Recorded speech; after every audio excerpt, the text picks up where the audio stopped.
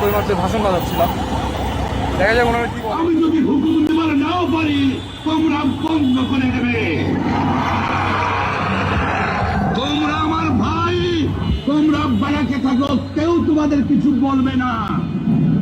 আমাদের আসলে অনেক সই করে।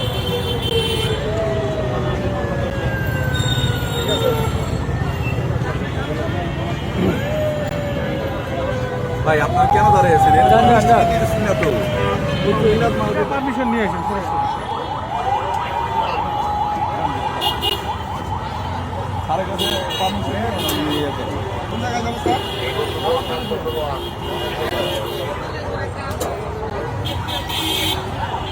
আপনাকে করে নিয়ে যাওয়া হচ্ছে। আমাকে বললো যে শাহবাগ থানা থেকে অনুমতি নিতে হবে। স্যারের কাছ থেকে কিসের জন্য অনুমতি? এখানে তো গণজমায়েতের কথা বলেছে, কিন্তু আমি তো গণজমায়েত করে আমি সাউন্ড বক্স বাজাচ্ছিলাম, শুধুমাত্র সাতই মার্চে ভাষণ বাজাচ্ছিলাম। দেখা যায় ওনারা কি বলে, দেখি কি করে। শাহবাগ থানায় গেলে বুঝতে পারছি।